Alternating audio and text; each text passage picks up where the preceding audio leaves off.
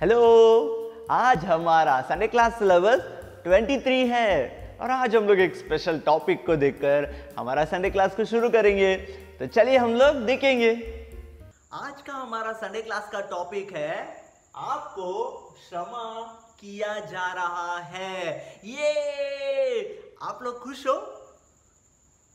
कुछ बच्चे तो सोचते रहेंगे हमें कौन क्षमा करेगा, और कुछ बच्चे लोग सोचते रहेंगे हमने तो गलत काम किया ही नहीं, हम तो बहुत अच्छे बच्चे हैं, हमने तो कोई भी गलत काम नहीं किया, तो हमें क्यों क्षमा करना चाहिए। आज कई सारे लोग ऐसे ही सोचते हैं हमने कोई भी गलत काम नहीं किया है करके गाली दे देते हैं। हम बोलते सब लोग तो करते हैं, तो हमने क्या गलत काम किया है। हमें कोई मार देता है तो हम भी बहुत गुस्से से दूसरों को मार देते हैं, और हम बोलते हैं उसने भी तो मुझे मारा तो इसलिए मैंने मारा, तो मैंने क्या गलत काम किया।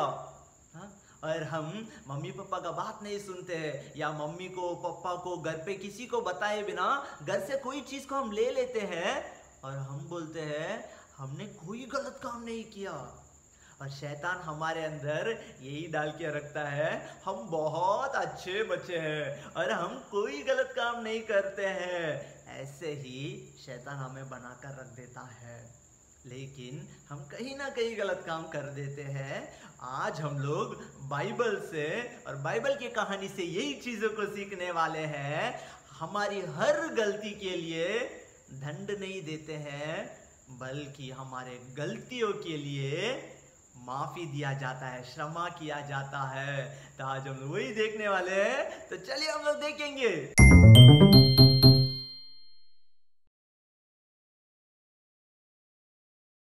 आप लोग को याद है पिछले हफ्ता हमने क्या स्टोरी सीखा था? हाँ, वो जो यूसुफ है एक गुलाम बनकर इजिप्ट में गया था। अभी क्या है, वो गुलाम है नहीं, वो इजिप्ट का जो सबसे बड़ा राजा है उसके नीचे का एक राजा बन गया। और जैसे परमेश्वर ने उस बड़े राजा को जो सपना में बताए थे कि 7 साल का अकाल होने वाला है, पूरे देश में अनाज की कमी होने वाला है, उसी तरह वो अकाल शुरू हो गया था और वो पूरे इजिप्ट के लोगों के पास अनाज की कमी हो गई थी, खाना की कमी हो गई थी। वो लोग भाग के राजा के पास आते हैं, बोलते हैं राजा आप हमें मदद करो, हमें खाना दो। तो राजा बोलता है आप लोग मेरे पास क्यों आए हो, आप लोग जाओ वो यूसुफ के पास और जैसा यूसुफ बोलता है वैसा ही करो, ऐसा बोलता है। और इजिप्ट में ही नहीं पूरे देश में अनाज की कमी हो जाती है, और जो यूसुफ के जो भाई लोग और जो यूसुफ के पापा और उनके परिवार थे उनके पास भी खाना नहीं रहता है। और जो यूसुफ के पापा याकूब है उनको पता चलता है कि इजिप्ट में खाना दे रहे हैं, वहां पे बहुत सारे अनाज है करके, तो अपने बेटों को बोलते हैं आप लोग जाओ इजिप्ट में, वहां पर अनाज है करके मैंने सुना, और जाकर आप लोग हमारे लिए हमारे परिवार के लिए अनाज लेकर आओ। अभी यूसुफ के कितने भाई लोग हैं? पूरे 11 लोग हैं। और उसका पापा जैसे बोले उनके 10 बेटे लोग, टोटल 11 लोग हैं। अभी कितने लोग जा रहे हैं अनाज लेने? 10 बेटे लोग अपने अपने गधे पे बैठकर अपना अपना हाथ में पैसा को लेकर और वो निकल पड़ते हैं इजिप्ट को अनाज लेने के लिए। और वो लोग जाकर उस यूसुफ को मिलते हैं और यूसुफ उनको देखकर पहचान लेता है, अरे ये तो मेरे भाई लोग हैं जिन्होंने मुझे बेच दिया था गुलाम बनकर।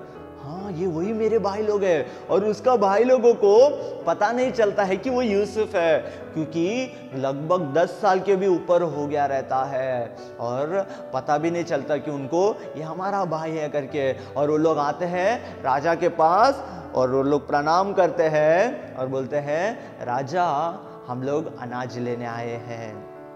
और जैसे परमेश्वर ने यूसुफ को सपने में कहा था कि तेरे पूरे भाई लोग और तुझे प्रणाम करेंगे करके, और वो पूरा भी हुआ।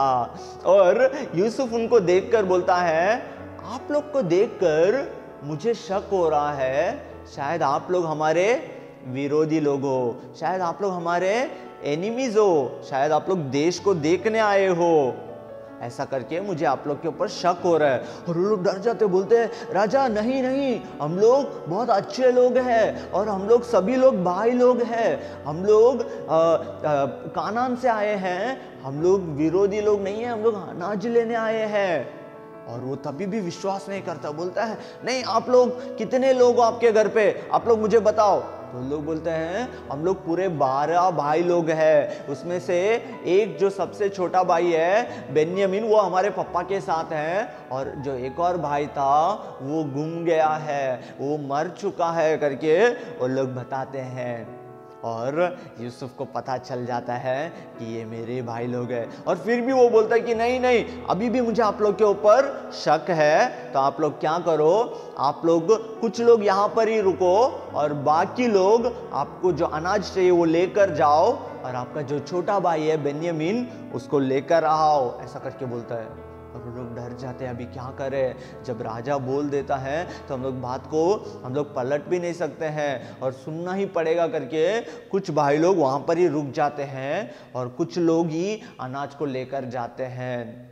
और जाकर वो अपने पापा को बताते हैं ऐसा ऐसा वो राजा हम पर शक किया और उसने हमसे बहुत गुस्से से भी बात किया, और उसने बोला कि आप लोग आपके छोटे भाई को लेकर आओ। तो उसका पापा रोते हैं, क्या मेरे छोटे बेटे को भी मुझे देना है? मैंने पहले ही मेरा एक बेटा को मैंने खो दिया है, अभी इसको भी मैं खो जाऊंगा, इसके साथ भी कुछ हो गया तो मैं जीते जी मर जाऊंगा करके उसका पापा बहुत उदास हो जाते हैं और बोलते कि मैं नहीं, मैं मेरे छोटे बेटे को मैं नहीं बेचूंगा आप लोग के साथ करके वो उनका भाई बेटे को बोल देता है। और कुछ ही दिनों के बाद उनके पास फिर से खाना की कमी हो जाती है, उनको फिर अनाज लेने के लिए इजिप्ट में जाना पड़ता है। तभी वो याकूब अपने बेटों को बोलता है जाकर आप लोग अनाज लेकर आओ। तो वो लोग बोलते हैं नहीं नहीं, अगर आपका जो बेटा है बेन्यामीन उसको हमारे साथ भेजेंगे तो ही हम लोग जा सकते हैं, नहीं तो वो राजा हमें नहीं मिलने देगा, हमें भगा देगा करके वो लोग बोल देते हैं। अभी याकूब सोचता है मैं क्या करूं, ठीक है मैं आप लोग के साथ मेरे जो सबसे छोटा बेटा है उसको मैं बेचता हूं। और उस लोग उनके बेटे बाकी बेटे लोग बोलते हैं पापा आप चिंता मत करो, हम लोग इसको संभाल कर लेके जाएंगे और संभाल कर ही लेके आएंगे, इसको कुछ भी होने हम लोग नहीं देंगे, आप हम पर भरोसा रखो करके वो लोग बोलकर अपने छोटे भाई को भी लेकर वो लोग इजिप्ट जाते हैं अनाज लेने के लिए। और वो लोग जाके यूसुफ के सामने खड़े होते हैं, यूसुफ को प्रणाम करते हैं, बोलते हैं कि राजा हम लोग ने हमारा जो छोटा भाई है जैसा आपने बोला हम लोग ने लेके आया है और हमें और अनाज चाहिए, और हम लोग बहुत अच्छे लोग हैं, हम लोग विरोधी लोग नहीं है करके वो लोग अपने आप को साबित करते हैं। और यूसुफ उसको देखकर उसको बहुत रोने को जैसा आता है, और फिर भी वो कंट्रोल करके बोलता है अभी भी मुझे आप लोग के ऊपर थोड़ा शक है, फिर भी मैं भरोसा करता हूं करके वो सबको अनाज देता है उनको, और उनको जो भी अनाज चाहिए वो देता है। और वो यूसुफ क्या करता है, जो सबसे छोटा भाई बेन्यामीन है उसका गोनी के अंदर उसने अपना खुद का कप डाल दिया होता है और वो भी वो लोग बांध के वो लोग दे देते हैं। फिर यूसुफ अपने सैनिकों को बोलता है आप लोग जाओ जल्दी दौड़कर और वो लोगों को रुका के बोलो मेरा कप जिसके गोनी के अंदर है उसको मैं गुलाम बना दूंगा करके। और उसका सैनिक लोग भागते बोलते हैं ए रुको रुको रुको रुको, राजा ने आपको इतना बड़ा सम्मान दिया और आप लोग के ऊपर भरोसा किया, आप लोगों ने ये क्या किया, राजा के कप को आप लोग चोरी करके जा रहे हो। और वो लोग डर जाते बोलते हैं क्या चोरी, हम लोग ऐसा काम नहीं करते हैं, आप लोग चाहे तो हमारा गोनी को देख लो, हम लोग ने चोरी नहीं किया है, और जिसके पास भी आपका कप मिलेगा उसको चाहे तो आप बंदी बना लो, गुलाम बना लो। तो वो लोग एक एक का गोनी चेक करते हैं, निकालते हैं, और उसमें जो बेन्यामीन रहता है उसके गोनी के अंदर वो कप मिलता है। और सब लोग शॉक हो जाते हैं, बोलते हैं अरे ये कैसा आया।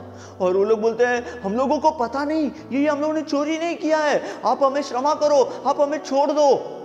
और वो लोग मानते ही नहीं, वो लोग बेन्यामीन को बंदी बनाकर लेके जाते हैं। अभी वो लोग बहुत रोते, बोलते हम लोग पापा को क्या जवाब देंगे, पापा ने जैसा सोचा वैसे ही हो रहा है, हम लोगों के साथ ऐसा क्यों हो रहा है। शायद हम लोगों ने जो हमारा छोटा भाई को हम लोगों ने बेच दिया था, शायद उसी का दंड हमें मिल रहा है करके उनके सारे भाई लोग सोचते हैं। वो लोग बहुत रोते हैं और रोते रोते वो लोग फिर से राजा के पास आते हैं, यूसुफ के पास, बोलते हैं राजा हम लोगों ने ये चोरी नहीं किया है, आप हमें भरोसा किया करो, हम लोगों ने नहीं किया ये चोरी और हमें नहीं पता ये कप हमारे अंदर कैसे आया करके।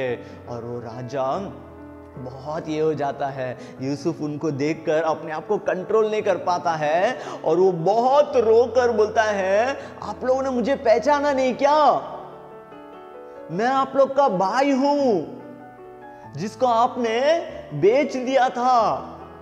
लोग शॉक हो जाते हैं और वो बोलता है मैं वही हूं, यूसुफ हूं, आप लोग का भाई। फिर लोग बहुत डर जाते हैं, उनको लगता है ये यूसुफ हमारा भाई अभी राजा बन गया, शायद ये अभी हमसे बदला लेगा, हमने इसको बेच दिया था, शायद ये अभी हमें मारेगा या सजा देगा। और लोग बहुत डर जाते हैं उसको देखकर, लोग बहुत डरते हुए रहते हैं। तब यूसुफ आकर बोलता है आप लोग मत डरो, मैं आप लोग को सजा नहीं दूंगा, मैं आपको माफ करता हूं, ये काम तो आप लोगों ने नहीं किया, परमेश्वर ने मुझे आप सभी लोगों के पहले ही इस इजिप्ट में भेजा ताकि इतने बड़ी जो अकाल होने वाला है उससे पूरा दुनिया बच सकता है। ये तो परमेश्वर का काम है, मैं आप लोग को सजा नहीं दूंगा, मैं आप लोगों को पूरी तरह माफ करता हूं करके अपने पूरे भाई लोगों को वो गले मिलता है। और वो उसके पापा को भी बोलकर भेजता है कि यूसुफ जिंदा है। और उसका पापा भी बहुत खुशी से इजिप्ट में आते हैं और अपना बेटा को मिलते हैं और पूरा परिवार एक साथ बहुत खुशी से उस इजिप्ट में रहता है। आज हम लोग इस कहानी से हम लोग सीखते हैं कई बार हम भी गलत काम कर लेते हैं, गुस्से में आकर गलत काम करते हैं या जिद्दी में आकर गलत काम कर लेते हैं और उस गलत काम का हमें कहीं ना कहीं कुछ तो हमें सजा मिलने के लिए आ जाता है। लेकिन जब हम अपने पापों को, अपने गलतियों को मानकर यीशु के पास कबूल कर देते हैं तो यीशु मसीह भी हमें माफ कर देते हैं। जैसे यूसुफ ने अपने सारे भाई लोगों को माफ किया, यीशु मसीह भी हमें जरूर माफ करते हैं। ओके बच्चों, आप लोग इसे याद रखना। अभी हम जाएंगे हमारे वचन पे।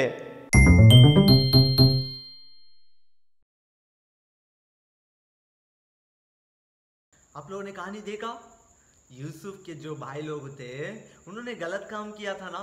उन्होंने क्या गलत काम किया, उन्होंने अपना भाई को दूसरों के पास बेच दिया। उसके भाई के ऊपर बहुत उन्होंने नफरत किया, यूसुफ के ऊपर ना, यूसुफ के ऊपर ना। उनको तभी वो गलत काम में करके लगा क्या, नहीं, उनको तभी वो गलत है करके उनको एहसास ही नहीं हुआ।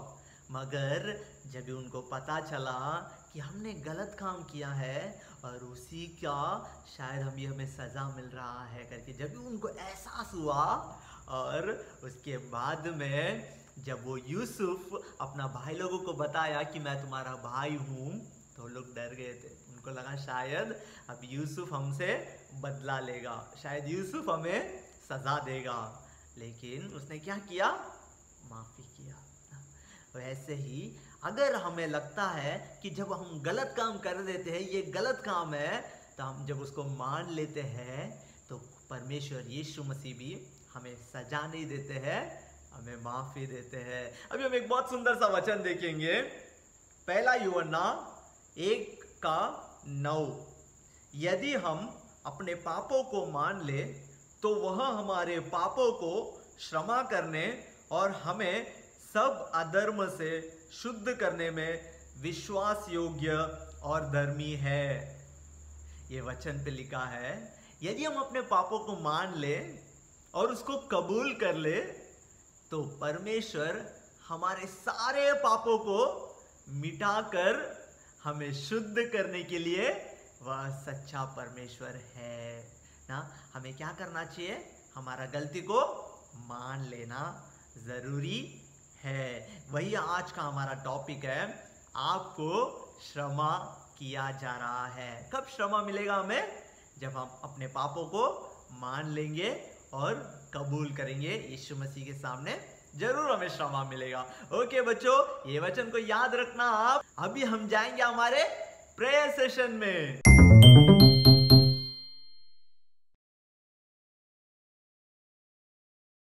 आज हम लोग प्रेयर करेंगे और एक निर्णय भी लेंगे, हमारे कोई भी पापों को हम यीशु के पास छुपाएंगे नहीं। शायद हम घर पे कोई भी पाप करते रहेंगे, या हम बाहर दोस्त लोग के साथ कोई पाप करते रहेंगे, या फिर किसी को भी बताए बिना हम छुप छुप के उस गलत काम को करते रहेंगे। लेकिन आज हम लोग यीशु मसीह के सामने उसे कबूल करेंगे, हाँ यीशु मसीह मैंने गलत काम किया है, और हम उसे यीशु मसीह के पास कन्फेस करेंगे। जरूर यीशु मसीह हमें माफ करेंगे, और हम निर्णय भी लेंगे हमारे जीवन पर हम कभी भी कोई भी पापों को छुपाएंगे नहीं। तो चलिए हम लोग प्रार्थना करेंगे। हे प्यारे यीशु मसीह, आज हम लोग प्रार्थना करते हैं, हमारे जीवन पे हमने पाप किया है, हमने कहीं ना कहीं तो जाने अनजाने से हम लोगों ने पाप कर दिया है। उस पाप को हम लोग कबूल करते हैं, और हम लोग ने पाप किया है आपके विरोध पर, और आप हमें क्षमा करना, और हमें भी आप बहुत बड़ी खुशियाँ देना। हमारे पापों को दंड आप नहीं देंगे करके हम विश्वास करते हैं, और सारे पापों से हमें छुड़ा दीजिए, और आगे हम किसी भी पापों पर गिरना नहीं चाहिए, और हमारे पापों को हमें कभी भी छुपाना नहीं चाहिए। एक पापों से मुक्त किया हुआ एक जीवन जीने के लिए आप हमें मदद और सहायता करना, और आपके रास्ते पर हमें चलाना। इस छोटी सी प्रार्थना यीशु के नाम से मांगते हैं, आमीन। आप लोगों ने देखा आज का संडे क्लास, और आज का संडे क्लास से हमने ये सीखा, जब भी हम कोई भी गलत काम करते हैं हम उसे छुपाए बिना उसे यीशु मसीह के सामने कबूल करके जब कन्फेस करते हैं तो यीशु मसीह हमें जरूर माफ करते हैं। ओके बच्चों, आप लोग भी आपके कोई भी पापों को छुपाना नहीं, और हमेशा कबूल करना यीशु मसीह के सामने। ओके, इस सिलेबस को आप आपके जरूर फ्रेंड्स के साथ शेयर करना, और प्रेयरफुली आपके संडे क्लास में भी अप्लाई करना, और फिर अगला हफ्ता हम एक और सिलेबस के लिए मिलेंगे। तब तक बाय।